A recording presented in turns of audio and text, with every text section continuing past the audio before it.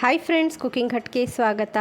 ಆರೋಗ್ಯಕರವಾಗಿರುವಂಥ ಒಂದು ದೋಸೆನ ತೋರಿಸ್ತಾ ಇದ್ದೀನಿ. ತುಂಬಾ ಹೆಲ್ದಿ ಆ್ಯಂಡ್ ಟೇಸ್ಟಿ ಕೂಡ, ಈಸಿ ಕೂಡ, ಬೇಗ ಮಾಡ್ಬೋದು. ಅಷ್ಟೇ ಸಾಫ್ಟ್ ಸ್ಪಾಂಜಿಯಾಗಿ ಈ ಒಂದು ದೋಸೆ ಬರುತ್ತೆ. ಆರೋಗ್ಯಕ್ಕೂ ತುಂಬಾ ಒಳ್ಳೆಯದು. ಹಾಗೆ ಚಟ್ಪಟ್ ಅಂತ ಒಂದು 10 ನಿಮಿಷದ ಒಳಗಡೆ ಈ ಒಂದು ರೆಸಿಪಿನ ನೀವು ಮಾಡ್ಬೋದು. ಬನ್ನಿ, ಟಿಫಿನ್ ಬಾಕ್ಸ್ಗಳಲ್ಲೂ ಕೊಡೋಕ್ಕೂ ತುಂಬಾ ಚೆನ್ನಾಗಿರುತ್ತೆ ಈ ಒಂದು ರೆಸಿಪಿ. ಹೇಗೆ ಮಾಡೋದು ಅಂತ ನೋಡೋಣ. ಮೊದಲಿಗೆ ನಾನಿಲ್ಲಿ ಹೆಸರು ಕಾಳನ್ನು ತೊಗೊಂಡಿದ್ದೀನಿ. ಈ ಹೆಸರು ಕಾಳನ್ನು ರಾತ್ರಿನೇ ನಾನು ನೆನೆಸಿ ಇಟ್ಟಿದ್ದೆ. ಹಾಗೆ ಇದು ಚೆನ್ನಾಗಿ ನೆಂದಿದೆ. ಇದನ್ನು ಒಂದು ಮಿಕ್ಸಿ ಜಾರ್ಗೆ ಹಾಕ್ಕೊಳ್ಳೋಣ. ಇವಾಗ ಹೆಸರು ಕಾಳು ಆರೋಗ್ಯಕ್ಕೆ ತುಂಬಾ ಒಳ್ಳೆಯದು. ಹಾಗೆ ಶುಗರ್ ಇರೋರು ಸಹ ಈ ಒಂದು ದೋಸೆನ ಆರಾಮಾಗಿ ತಿನ್ಬೋದು.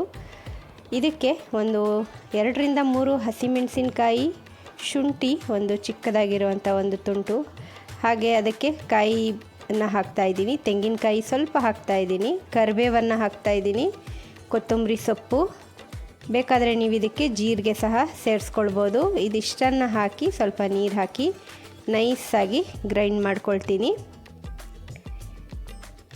ಇದನ್ನು ಒಂದು ಬೌಲ್ಗೆ ಹಾಕ್ಕೊಳ್ಳೋಣ. ನೈಸಾಗಿ ಪೇಸ್ಟ್ ಮಾಡ್ಕೊಳ್ಳಿ. ಇದಕ್ಕೆ ರುಚಿಗೆ ತಕ್ಕಷ್ಟು ಉಪ್ಪನ್ನು ಸೇರಿಸ್ಕೊಳ್ಳಿ. ಉಪ್ಪನ್ನು ಸೇರಿಸ್ಕೊಂಡು ಅದಾದ ನಂತರ ಇದಕ್ಕೆ 1 ಚಮಚದಷ್ಟು ನಾನಿಲ್ಲಿ ಅಕ್ಕಿ ಹಿಟ್ಟನ್ನು ಹಾಕ್ಕೊಳ್ತಾ ಇದ್ದೀನಿ. ನಾನಿಲ್ಲಿ ಅಕ್ಕಿ ಹಿಟ್ಟನ್ನು ಹಾಕ್ಕೋಬೋದು, ಅಥವಾ ನೀವು ರಾತ್ರಿ ಹೆಸರು ಕಾಳನ್ನು ನೆನೆಸ್ತೀರಲ್ಲ, ಆವಾಗಲೇ 1 ಸ್ಪೂನ್ ಅಥವಾ 2 ಸ್ಪೂನಷ್ಟು ಅಕ್ಕಿಯನ್ನು ಕೂಡ ನೀವು ಹಾಕಿ ನೆನೆಸ್ಕೊಂಡು ಅದರ ಜೊತೆಗೆ ಅದನ್ನು ಕೂಡ ರುಬ್ಕೊಳ್ಬೋದು. ಹಾಗಾಗಿ ನಾನಿಲ್ಲಿ ಸ್ವಲ್ಪ 1 ಸ್ಪೂನಷ್ಟು ಇಲ್ಲಿ ಅಕ್ಕಿ ಹಿಟ್ಟನ್ನು ಸೇರಿಸ್ಕೊಂಡಿದ್ದೀನಿ.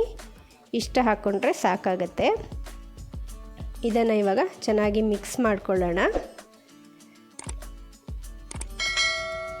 ಅಕ್ಕಿ ಹಿಟ್ಟು ಬೇಡ ಅಂದರೂ ಸಹ ರವೆಯನ್ನು ನೀವು ಸ್ವಲ್ಪ ಸೇರಿಸ್ಕೋಬೋದು. 1 ಸ್ಪೂನ್ ರವೆಯನ್ನು ಸಹ ಸೇರಿಸ್ಕೋಬೋದು. ಇದಿವಾಗ ಚೆನ್ನಾಗಿ ಮಿಕ್ಸ್ ಆಗಿದೆ. ಇದಕ್ಕೆ ನಾನು ಸಾಫ್ಟ್ ಹಾಗೂ ಚೆನ್ನಾಗಿ ಬರಲಿ ಅಂತ ಇಲ್ಲಿ ಈನೋ ಪೌಡರನ್ನು ಒಂದು ಅರ್ಧ ಚಮಚದಷ್ಟು ಈನೋ ಪೌಡರನ್ನು ಹಾಕ್ಕೊಳ್ತಾ ಇದ್ದೀನಿ.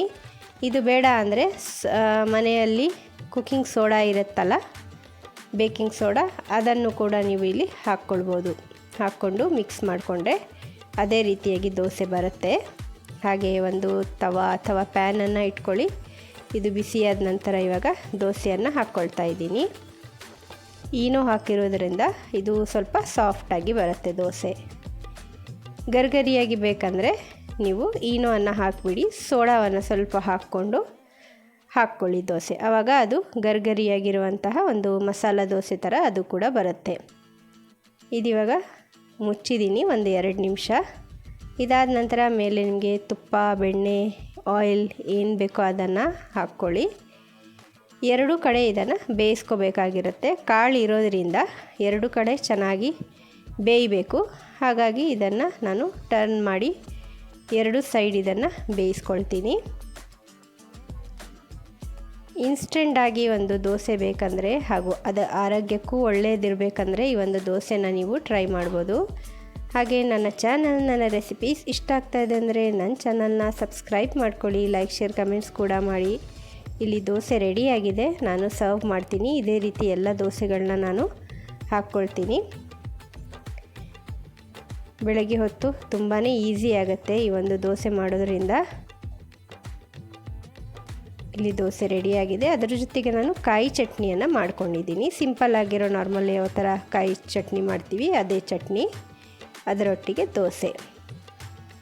ಮತ್ತೆ ಸಿಗ್ತೀನಿ ಇನ್ನೊಂದು ಹೊಸ ರೆಸಿಪಿಯೊಂದಿಗೆ. ಅಲ್ಲಿವರೆಗೂ ಟೇಕ್ ಕೇರ್, ಬಾಯ್.